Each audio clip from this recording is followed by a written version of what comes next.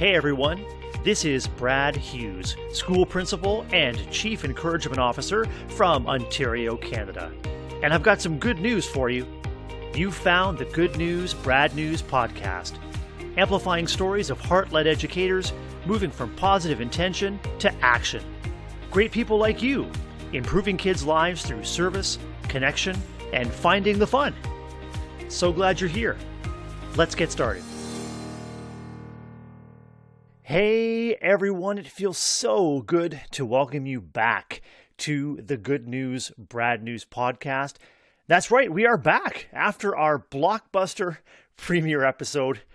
I am your host, Brad Hughes, and as you settle in and get comfortable, please be sure you lower the lap bar, remain seated, and keep arms, legs, feet, and hands inside the vehicle at all times, because we're about to get underway with episode 2 of Good News, Brad News, and today I'm really excited to introduce you to my guest, Kimiko Shibata.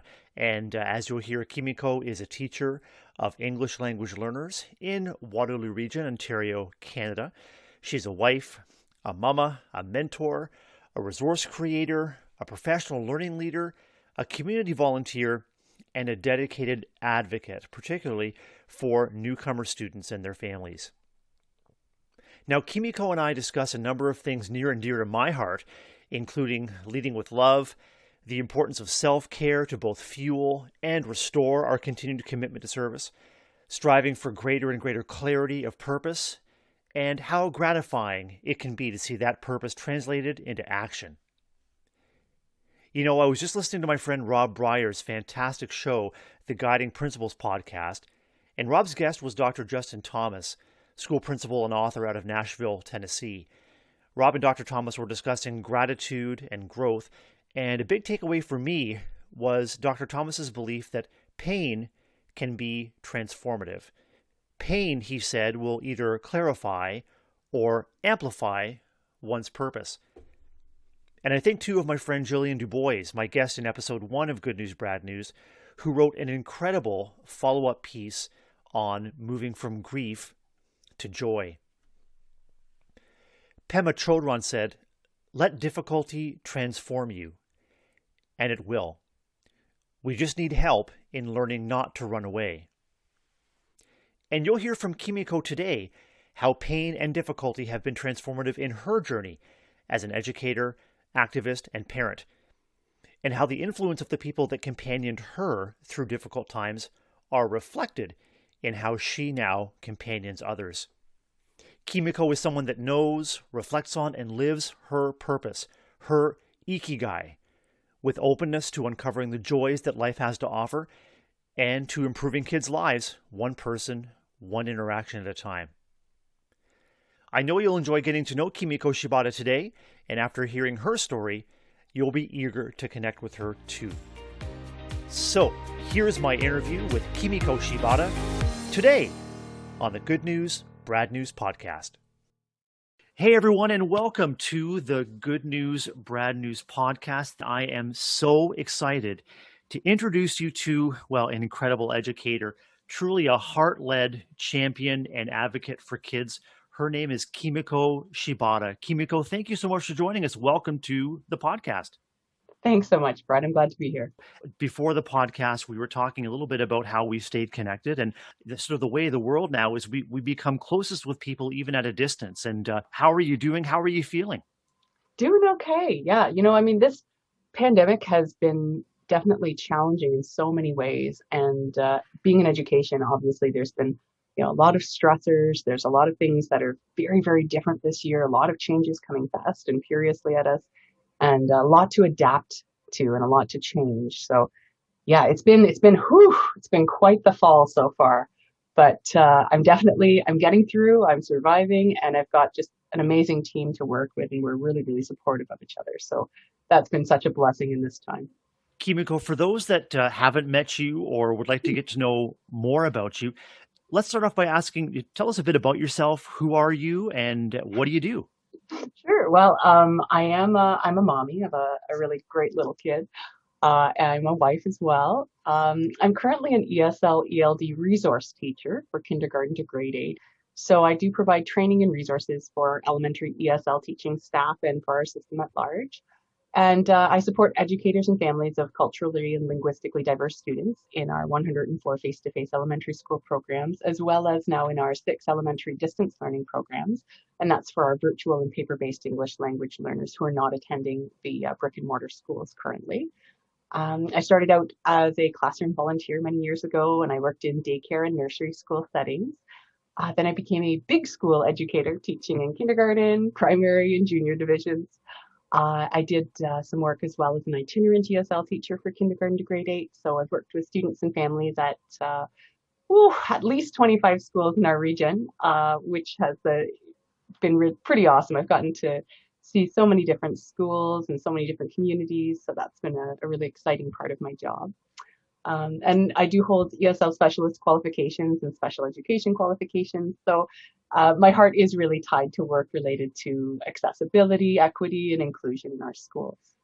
And that work has never been needed more, especially as we in schools and in our families and other spaces, as we reckon with the fears and the worries and the stresses of teaching, living, and learning in a pandemic. Mhm. It's advocates like you, it's champions like you, who are striving to make the best conditions for all. And so, when you think about your journey as an educator, what are your intentions all about? What would you say is your why as an educator, and how did it come to be that way? Well, I've always loved kids. I love watching their little brains work. I love learning with them, learning from them. I'm a big nerd, so I'm very fascinated by child development and language development. And so all along, sort of my journey of doing babysitting, volunteering, doing working in camps and things, that's all really just fueled that. I love watching kids and learning from them. It's so cool.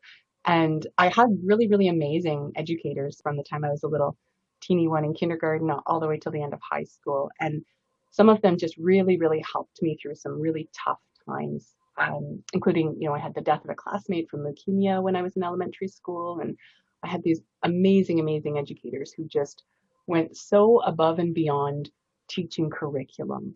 And they valued us as students and as people. And I remember feeling just very supported and very heard and very seen and thinking, I want to be that person. I want to be that person for kids. And I had to be a teacher. There was no other choice.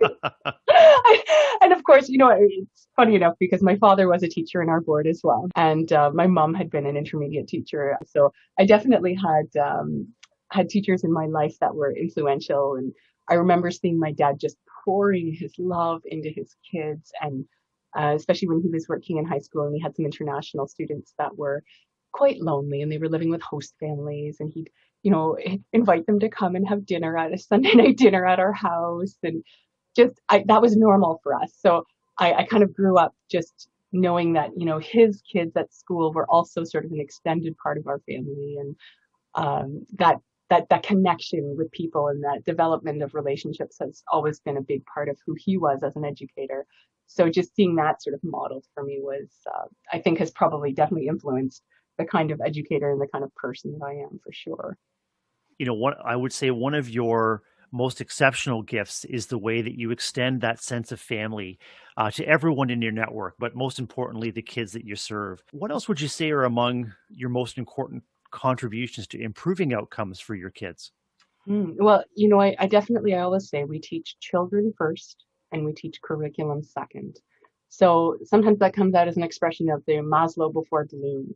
We need to always figure out what's going on with our kids and their families and ensure that kids have access to what they need, because kids who don't have their basic needs met are going to be kids who really, really struggle to learn. And academic achievement doesn't come if basic needs are not met. So that's one of the wonderful things I love about our schools, is that we can really focus in on both of those at the same time. It's not Maslow or Bloom, it's Maslow and Bloom at the same time. We can do both of those things.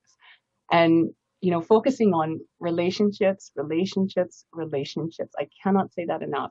Kids and families who know that we care about them are kids and families who are engaged in school and who are learning, right?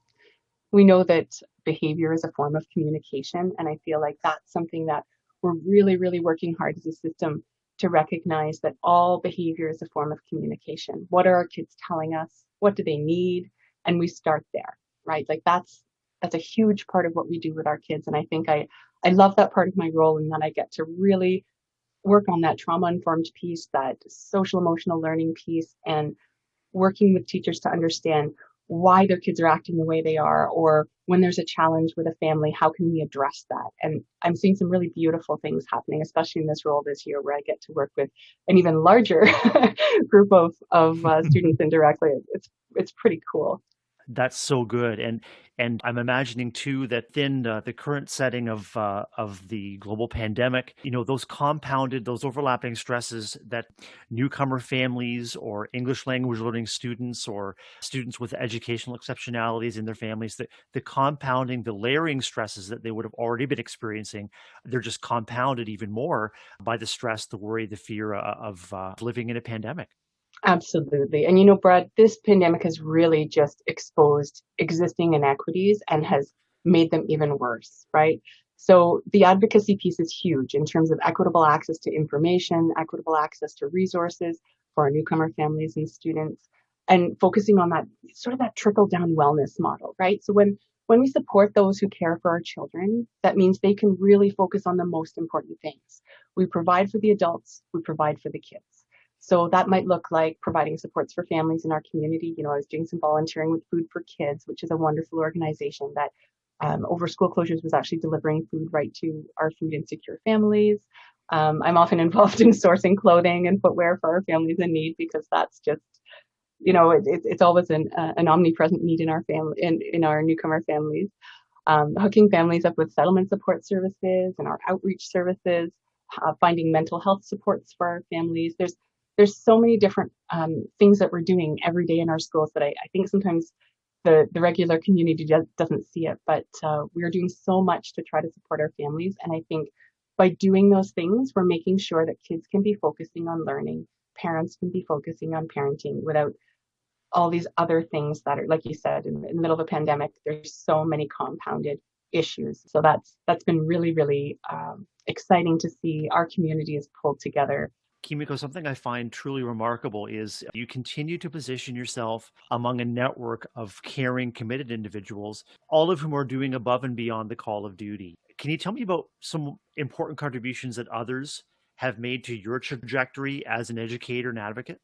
Oh, absolutely. When I was in elementary school, I had some fabulous, fabulous teachers, Nancy Tangay, Sue Thorne, who gave up so many hours of their own time to help me through my hard times. I had a, pretty intense bullying situation in grade 7 and 8, and they just completely carried me through that and filled my heart and helped me to love myself when I didn't feel very lovable, which was uh, a beautiful, beautiful thing. Mhm. They transported our entire operetta cast over to the house of my dying classmate to perform the highlights of the show for him before he passed away. And they surrounded us with love as we were grieving the loss of our classmate, and Mhm. provided so much support and compassion for us to heal. And at the time, it didn't occur to me that that wasn't something that, it wasn't their job as a teacher, I guess, to be our like counselors, grief counselors, and all this. But they did it. They stepped up and they did what they needed to do. And they went so above and beyond constantly to make sure that we were taken care of. And that just really taught me, educators are more than simply deliverers of curriculum. We are such important people in the lives of our kids through, some really, really tough times. And in high school as well, I had a number of really fabulous educators. Nancy Kidd was a music teacher, Sherry Freund, a drama teacher, art teachers that were just so passionate and dedicated and pushed me to do more than I thought I was capable of doing. And they were 100% right. I was capable of doing it, even though I didn't think I was. They didn't let me get away with anything less than my very best. And they were excellent examples of strong women leaders who were not afraid to use their voices to make things happen. And I've held that in my heart as I've developed as a teacher and also as a leader, is that it's okay to use my voice and it's okay to take up some space. They both were those sort of quiet leaders, and I respected them very much because up until working with them, I had always thought that leaders were the people standing at the front of the room who were commanding all of the attention. And these two were both strong leaders, but they were kind and gentle and loving and good listeners. And they were often the people leading, not at the very front. they were leading from within the group. And that really modeled for me that idea of I don't need to be the boss and I don't need to be in a position of like visible authority in order to make a difference and to be a contributing leader. And that's really changed the way that that my trajectory sort of as an educator and as a leader for sure. I hear in your practice reflections and ripples of all of these influences in what you say, do, and how you care for and love your kids and care for your colleagues as well. And when you think about that ripple effect, if you're involved in life as an educator or a caregiver, you often hear that you never know what the eventual result of your actions, your beliefs, or your love is going to be. But Yeah. I'm certain each and every one of these educators would be tremendously proud and gratified to know that their investment in you and in your classmates and in your colleagues as you are making your way in your educational journey is being so soundly and vividly reflected back. And those glimmers of hope and that love that you see reflected back to you is Mhm. it's essential. It's essential anytime. It's crucial right now. Relationships are among the most effective protective mechanisms that we have, Mhm. and restorative mechanisms too. You talk about the stress and you talk about the energy that we devote to just getting by, and we Yeah. wonder, are we ever going to move past getting by to getting better? But you're guided by a tremendous sense of purpose and service, and I wonder if you can just elaborate, on that sense of purpose that keeps you energized, and helps you maintain the energy that you need to serve and connect and inspire the way that you do. Well, in Japanese, there's actually a word for this term, ikigai. When you have it's a balance of doing something in your life that not only pays the bills, but it also fuels your heart by allowing you to do something you love and in which you can find that state of flow. It's also something that makes the world a better place. So there's that sort of service-based, love-based piece, and it's something you're good at that makes the best use of your skills and talents. And I feel like, as an ESL educator, I consistently experience ikigai in my work. And that is a beautiful thing. Having a sense of purpose will energize you on your journey. And I think that that's one thing that we have as educators that sometimes folks in other professions don't always get is that strong sense of being heart led and that strong sense of purpose and knowing that honest to goodness every single day educators are making a difference in the lives of children and their families, and that is there is no greater purpose than that. Like that is it's beautiful to know that you're making a difference literally every day just by showing up. Like that's pretty incredible. And when you look at that research on that sort of, being that one caring adult in the life of a child and how that can completely change a child's trajectory who's in risk. One compassionate, caring, consistent adult, having a connection with that one person, that one human connection can make all the difference in the world. And we get to do that like every day, right? Like that is the most amazing and beautiful part of being an educator. And I wouldn't give that up for the world. I think that, also that the purpose, that's huge, but also we need to be remembering that taking care of ourselves as human beings is so important right now.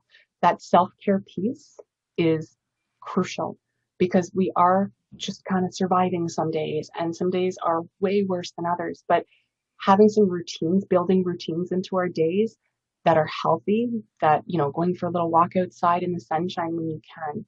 I love spending time with my daughter. She is my mindfulness coach, I always say, and she's the why Absolutely. behind so much of what I do.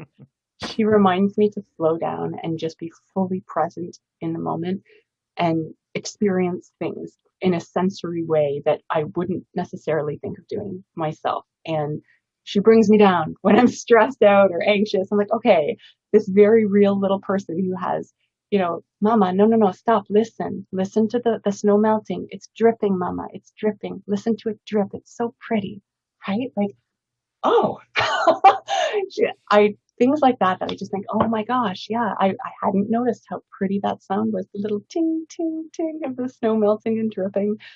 And by training ourselves to look for those things that we're grateful for and that we love and that are positives in our lives, it's forcing us to look at the world in a different way. So now we're looking for the positives instead of looking for the things that are scary, that are going to harm us, right?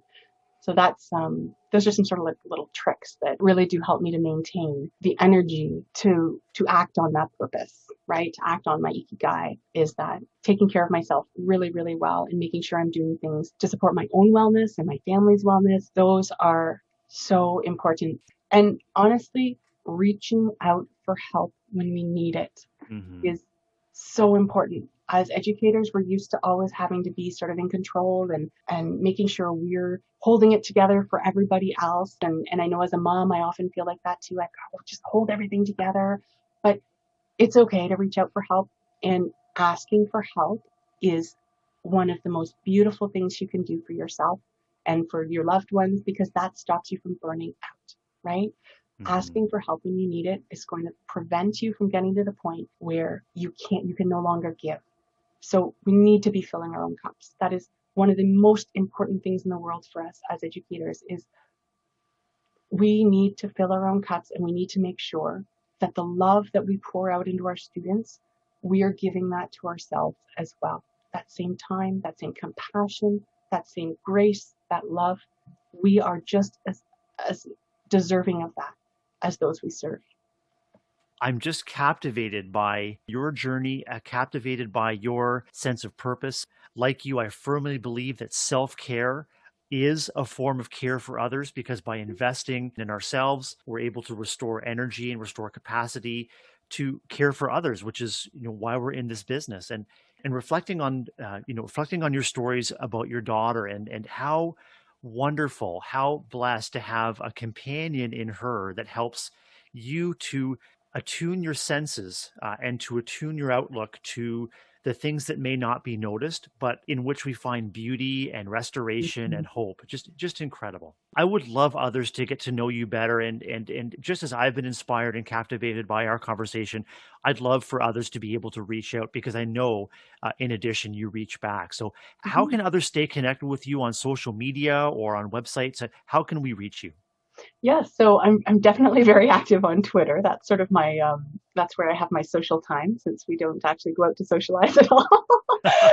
So who does anymore, right? So I'm at ESL_fairy, so ESL fairy, and my website right now is teachers.wrdsb.ca/ESL resources, all one word.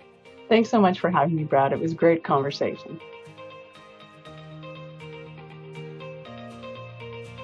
Hey, thanks for tuning in to the Good News, Brad News podcast. Please like, subscribe, and leave a comment wherever you found this podcast. And if you like what you heard, please recommend Good News, Brad News to a friend. And please hit me up on Twitter. I'd love to hear from you. You can find me at Brad, BRAD, _Hughes, HUGHES. I look forward to hearing from you and to reconnecting with you on our next episode. Until then, get out there and do amazing things.